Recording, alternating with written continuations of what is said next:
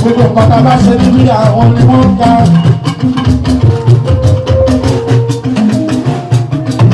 Iṣẹ́ ológe kan báwo ni?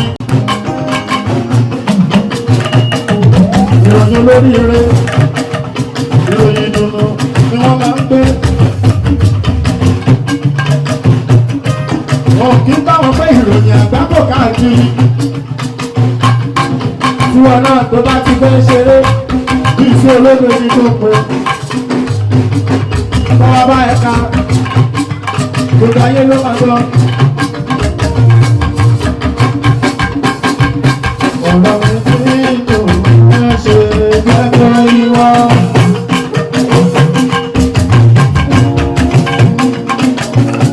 Ìgbà mi ti dùn, ẹ ṣe gbẹ́gbẹ́ ìwọ. Ọ̀rọ̀ mi ti dùn, ẹ ṣe gbẹ́gbẹ́ ìwọ. Ìgbà mi ti dùn.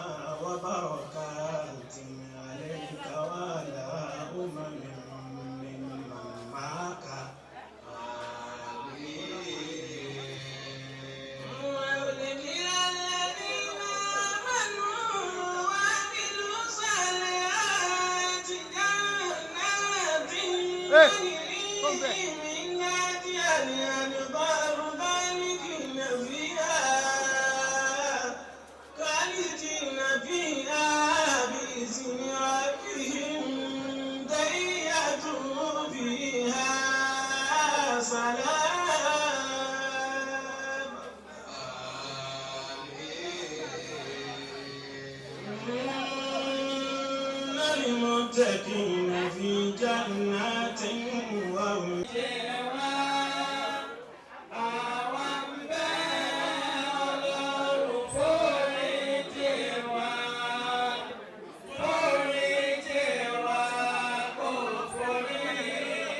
àdúgbò yìí àwọn bàbá wa ìmáàmù àgbà ní àdúgbò tá a wà yìí pírẹsidẹ́ǹtì gbogbo àwọn ìmáàmù ní Ìfàkọ̀jayé ọlọ́mọṣàjẹ́ àríwọ̀ pé o. Àmín. La hawla wala quwwata Illa billah. أعوذ بالله من الشيطان الرجيم بسم الله الرحمن الرحيم وبه نستعين عنك يا مجيب اللهم آمين مولانا شيخ آدم عبد الله اليور رحمه الله. مولانا شيخ يوسف العربي رحمه الله. شيخ كمال العدبي رحمه الله. بسم الله قل هو الله بسم الله الرحمن الرحيم قل هو الله أحد الله الصمد لم يلد ولم يولد ولم يكن له كفوا أحد. gbogbo àwọn tí wọ́n di ààyè wọn mú àti àwọn tí wọ́n di ààyè ara wọn mú ọlọ́mọdé kankan bàjẹ́ mbẹ́.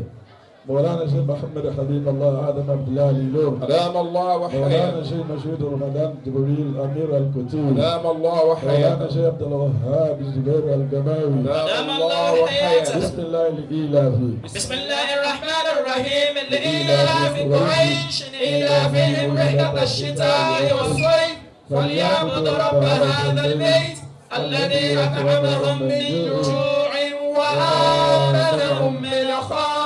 gbogbo àwọn bàbá yìí kí gbogbo àwọn ìlànà ọlọ́run ti ń bẹ ní kálí látòrí bàbá wa àgbà torí láti ṣe alhaji Kamaluddin Akínọlá àtàgbà àti gbà ọlọ́mọdé kọ̀ọ̀kan bàjẹ́ mbẹ́ gbogbo ẹ̀yin bàbá tí ẹ wà ń kalẹ̀ ní ọ̀pọ̀ ọkọ̀ yìí àmúfò ọlọ́run àti ànábì mi kí gbogbo wa sàṣàdàn bàbá wa Abdulrahman Sogoro tí wọ́n jẹ́ chairman of German ní Ìkẹjà division wa kí lápá bàbá wa tí wọ́n gbà wá lálejò torí láti ṣe alhaji Mikael Sarumi ọlọ́njàre ìgbẹ́ ọláyé ní kú ọlọ́run gbogbo wa náà pátá ni mo kí ẹ̀rọ kan jẹ́ kí á dìde fún ọlọ́run.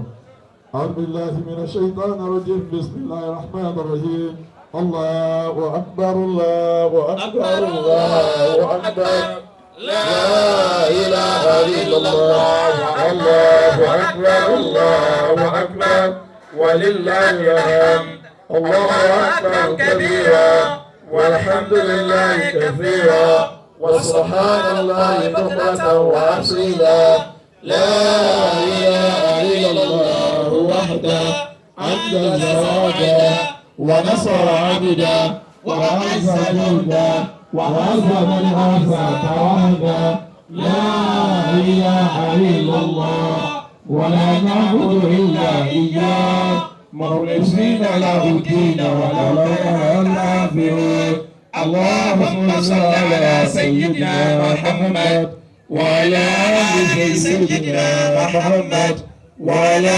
أصحاب سيدنا محمد وعلى أنصار سيدنا محمد وعلى أزواج سيدنا محمد وعلى ذرية سيدنا محمد وسلم تسليما كثيرا كثيرا آمين آمين آمين يا الله آمين يا الله. آمين. بسم الله قل هو الله بسم الله الرحمن الرحيم قل هو الله أحد الله الصمد لم يلد ولم يولد ولم يكن له كفوا أحد. لا تتمكن سبحان ربك رب العزة عما يصفون وسلام على المرسلين والحمد لله رب العالمين. الحمد لله. Allah síbi kí Allah síbi ètò tó kàn òun náà ni kí agbó àyọké láti inú Al-Qur'an.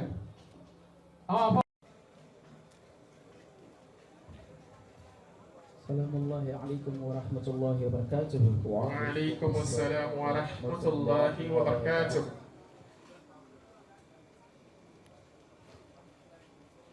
أعوذ بالله من الشيطان الرجيم. أعوذ بالله من الشيطان الرجيم.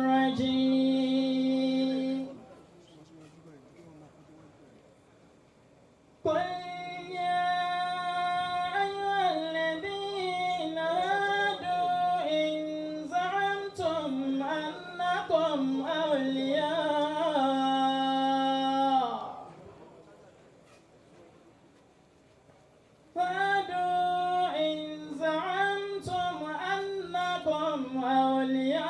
أولياء لله من دون الناس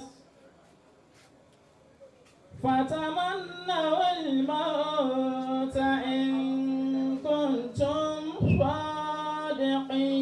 صادقين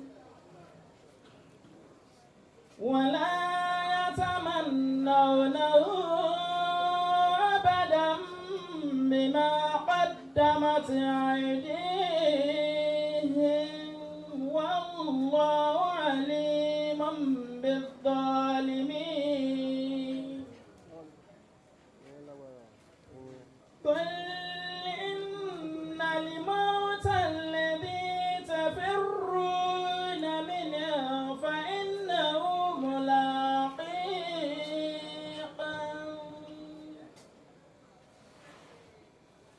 ثم تردون إلى عالم الغيب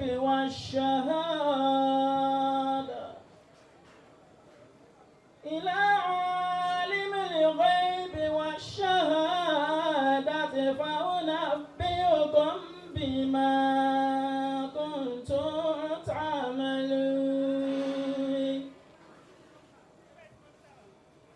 يا أيها الذين آمنوا إذا نودي للصلاة من يوم الجمعة إذا نودي للصلاة من يوم الجمعة فاسعوا إلى ذكر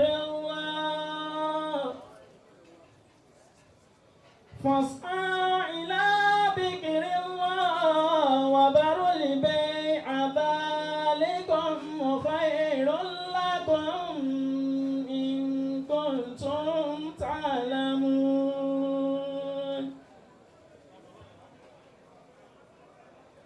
فإذا قضيت الصلاة فانتشروا في الأرض وابتغوا من فضل الله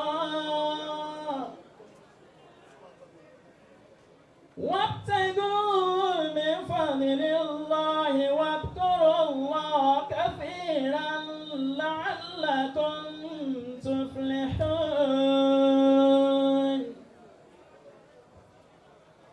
وإذا رأوا تجارة أو لهوا انفضوا إليها وتركوك قائما قل ما عند الله خير من اللهو وتركوك قائما قل ما عند الله خير من اللهو ومن التجارة والله الحمد لله الحمد لله رب العالمين. الحمد لله رب العالمين. jọ̀wọ́ mo kí gbogbo àwa ìlànà ọlọ́run tọrọ níkàlẹ̀ torí ìjọba àsìkò tá a gbọ́dọ̀ ṣọ́. mo fi bàbá wa sheikh wa ustaz wa alhaji wa nìkan tí wọ́n ń jẹ́ ọkọ fún màmá tí wọ́n lọ sheikh Kamarudin tí wọ́n ń jẹ́ ọkọ fún màmá mo fi tí wọ́n kí gbogbo àwọn afáàtàwà níkàlẹ̀. Hafizakumullahu wa ra'akum. àti gbólóhùn ọlọ́run tó sọ nínú Al-Qur'an wípé wassalamu ala al-mursalin. walhamdulillahi rabbil alamin. kí n tó ka khutba Dalailu yìí nǹkan kan jọ mí lójú níbi tí mo wà yìí tí n bá kà á lọ tí n bá sọ kò dà. ẹni tó jọ mí lójú ń bẹ̀ náà ni tí bàbá wa sọ níjẹjọ bàbá wa Akínọlá tí wọ́n sọ níbi kábàárì màmá níjẹjọ wípé màmá sọ wípé torí àtúbọ̀tán mi ni mo sì fẹ́ ọ. Allah. jàmáà ẹ gbọ́ ọ̀rọ̀ yẹn yé ó dà yẹn pé kò yé wa. wọ́n ní màmá sọ fáwọn wípé torí àtúbọ̀tán àwọn làwọn ṣe fẹ́ wọn. Allahu Akbar. ẹ wá wo bí èyí ṣe rí àwọn àfáà tá a wà ń bí ajú àwọn èèyàn tí ń bẹ mí lọ ṣe àtúbọ̀tán yẹn dáa bí ó dáa tá a bá gbà yí pé ó dáa ẹ bá mi sọ yí pé Allahu Akbar. Allahu Akbar. jọmọ ẹ tún gbé dáadáa sí dáadáa. Allahu Akbar. ẹ tún bá mi sọ lẹ́lẹ́kẹta. Allahu Akbar kabira. ẹ wo màmá wa ìyálájẹ ni wọn ẹ wá wo báwọn àfáà ṣe pọ̀ tó kí ló fà á torí pé àfáà lọkọ rẹ̀ ni ìyẹn náà tó ní fáhàn ọlọ́run ò wọ́n láì mi màmá náà pé mo fẹ́ kátúbọ̀tán mi ó dáa mo wá fẹ́ àfáà àtúbọ̀tán náà wá ń dáa báyìí Alhamdulillah. ọlọ́run dákun àtayọ́mọ̀ kìyàmọ̀ má jẹ́ kátúbọ̀tán náà ó bàjẹ́ Amina. ọlọ́run má jẹ́ ó dàrú Amina. ọlọ́run rẹ̀ ọlọ́run ìjọ kan rẹ̀. Àmín. àníyàn dára inú khairat wa yìí òun náà ni wípé kọ́lọ́hún bá wa gbà wọ́n lẹ́rú Àmín. kọ́lọ́hún má sì jẹ́ kí n tí wọ́n fi sílẹ̀ kó bàjẹ́ Àmín. látara wọn náà ni ọkọ àwọn ọmọ àti dúkìá ọlọ́run dákun má jẹ́ ó bàjẹ́ Amina. àti bí wọ́n ti ń tajà ọlọ́run dákun má jẹ́ ó dàrú. Amina. ya bismillahir rahmanir rahim Jama àti Shami. gbogbo ọjà pátápátá àti gbogbo ibi tí màmá nawọ́ rẹ̀ sí ọlọ́run dákun má jẹ́ kó bàjẹ́ má sì jẹ́ ó dàrú lẹ́yìn ikú màmá. Àmín. bismillahir rahmanir rahim. Jama Shami. اللهم إنا نوينا بصلاة على النبي صلى الله عليه وسلم Kí ọlọ́pàá wa tẹ́wọ́ gbà wọ́n lẹ́rú. امتثالا لأمرك وتصديقا لنبيك محمد صلى الله عليه وسلم Ọlọ́run wọlé àbí ojú ọjọ́ ayé ومحبة wọn ṣe فيه dáadáa. وشوقا إليه وتعظيم القدر والكون Àmín. هذا لذلك فتقبلها منا بفضلك وإحسانك وأحسن إجابة غفلتنا عن قلوبنا واجعلنا من عبادك الصالحين.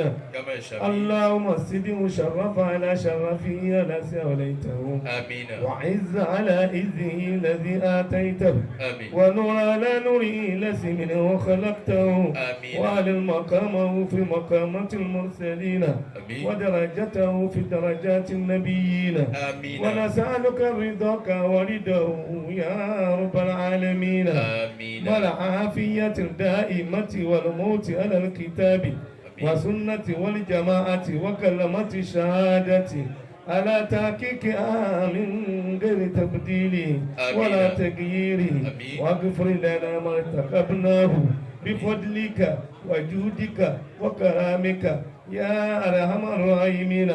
وصلى الله على سيدنا محمد خاتم النبيين وإمام المرسلين وعلى آله وصحبه أجمعين وسلام على المرسلين والحمد لله رب العالمين.